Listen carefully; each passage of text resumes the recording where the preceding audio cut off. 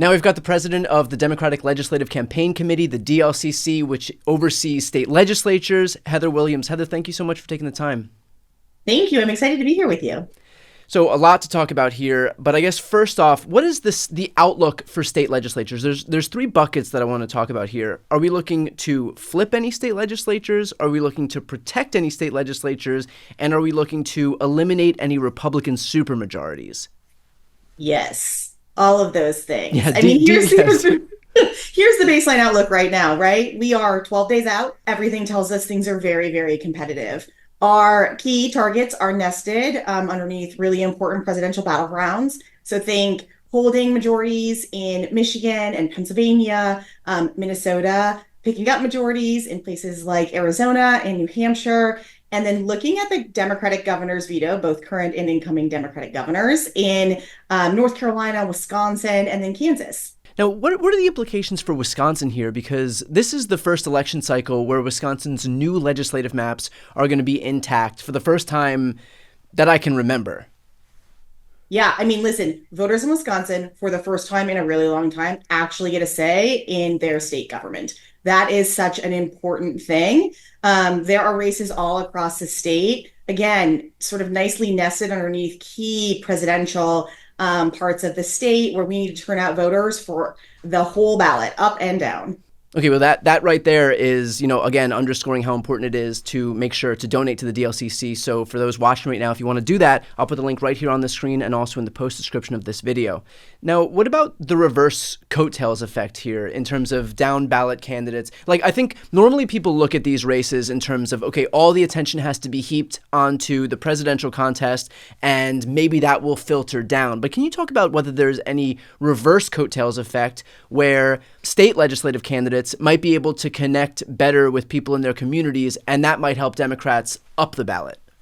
Yeah, this is a great question. I think I'd start by saying, these races, these elections for state legislature are really important in their own right. This is where our rights are being decided. This is where reproductive freedoms and voting rights and, protecting communities like the LGBTQ community and our neighbors is happening. But, if you look at Michigan as an example, the Michigan House, which is on the ballot this year, they recruited candidates in all of their legislative districts. So what that means is that there are Democrats running for local office across the state. Those candidates are on the doors talking to real voters every day. They've knocked over 1 million doors in Michigan already. And those real conversations with voters about their hopes, dreams, fears, concerns, wishes is so meaningful, not just for our state legislative candidates, but for Democrats. They are three-dimensional elected officials or candidates representing the Democratic Party, Democratic values, and the entire ticket.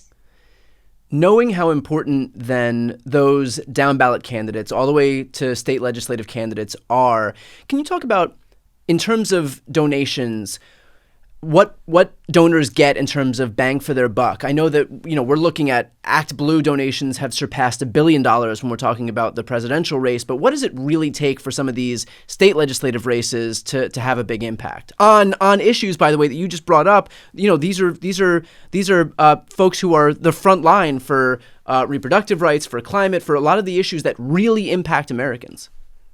Yeah, well, if I could put it into context, there were recent reports that the presidential is going to be somewhere between 15 and $16 billion spent. Our budget this cycle is $60 million. And at stake is the rights of nearly 50% of Americans who've had their abortion to access protected, who've had voting rights protected, who have had their environment protected. On our target map this year alone, it is 70 million people that their rights hang in the balance of voters' decisions on election day. Now, can you talk about ballot drop-off disparities between the two parties? Because as far as I have read, Republicans have a 37% drop-off, and that number isn't exactly the same for Democrats. Democrats have an 80% ballot drop-off. So once they check the ballot for Kamala Harris and maybe the Senate or gubernatorial or House candidates, that 80% of Democrats are leaving their ballots blank beyond that for the people, again, who may be the front line of defense for all of the issues that most directly impact them. Is that correct?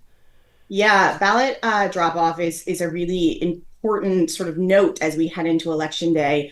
So many voters in these really important states they expect and want to be really informed about what they're voting for. And what we see at our ballot level is both the distance that we are from the top of the ticket on the physical ballot. We are just further down, sometimes towards the bottom. That is, for some people prohibitive. They just don't vote any further. For other folks, they really want to be informed. We particularly see this with women and communities of color. They really want to know who they're voting for, what they stand for, and they want to go in there with confidence. And we were just talking about the funding gaps between the top of the ticket collectively and where we see, budgets for state legislative races. Part of that reason for being so important is that that's how people find out about who's running for office.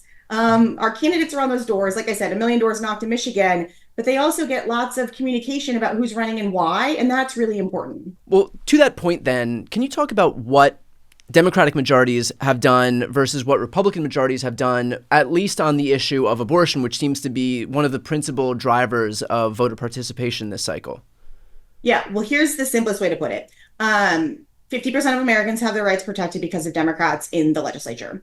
In North Carolina last year, there was a party switcher. That party switcher gave Republicans supermajority and took away the veto pen from the Democratic governor, Roy Cooper, in North Carolina. The first thing that Republicans did with that power was ban abortion. That is illustrative of what they do when they have power and the immediate actions that they take when they get new power. I don't know that I can think of a state where Republicans have control where they didn't pass an abortion ban, or conversely, where Democrats have control and they didn't pass protections for reproductive rights. Does that sound correct? Correct. Well, I think that puts on full display right there what this election is actually going to be about. A similar point where state legislatures play a large role in our democracy here is the role that they played in 2020 in either fomenting or protecting election subversive behavior or activity. Can you speak on that?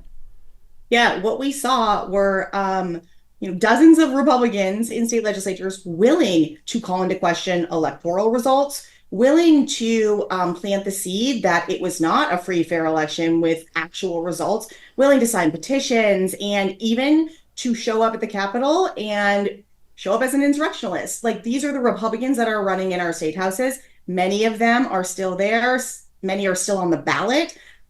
We expect, and I think Republicans, we've seen this, a lot of talk about this recently, Republicans are sowing these seeds again, led, of course, by Donald Trump, who is already starting to cast doubt on the results of this election. What has been most successful or effective in terms of the messaging that you're seeing on the ground? I mean, like, national messaging is one thing, right? And what you hear Donald Trump and Kamala Harris talk about is going to kind of be this whole entity unto itself. But what are you hearing is the most effective in terms of what state legislative candidates are talking about? I think the one of the most important messages that they have is showing up for people, right? It's getting on the doors, talking to folks, hearing them out, hearing about everything from the pothole in front of their house to access to abortion and healthcare needs. I think what is special about our ballot level is these candidates and electeds still live in their communities.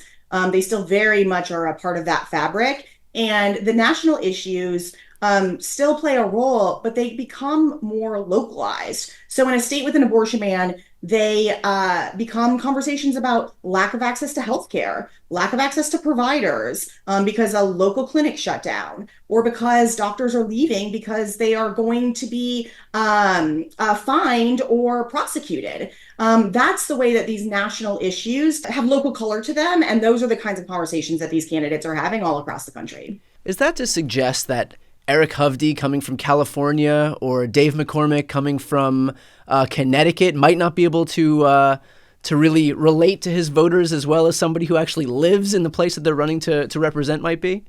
Yeah, I think that's a very interesting point. Okay, so people are getting hit with a barrage of requests for donations. Why is it important for folks to consider the DLCC when determining where they allocate their money? This is a great question. We were just talking about abortion. It is critical that we get federal abortion protections. There is no question about that. But while we wait for that to happen, states are determining these rights right now. The impact of a state and its control in a state capital, whether Democrats have control or Republicans, means that you have rights that are expanded or secured, or you don't, and your rights are being rolled back. That is happening in real time across this country. Whether you have access to the healthcare that you need, reproductive healthcare that you need, determines whether or not you have Democrats in control of your state legislature. Like, that is how critical these races are. And like I said, 70 million people hang in the balance of our target map. That is incredibly important. All of which underscores, again, to your exact point, the importance of donating to the DLCC and focusing on these state legislatures, even as, if nothing else, as a bulwark in the event that Donald Trump or Republicans were to win the White House, the Senate, or the House. So I'll put the link right here on the screen and also in the post description of this video. Heather, thanks for the work you're doing, for taking the time today. Thank you so much.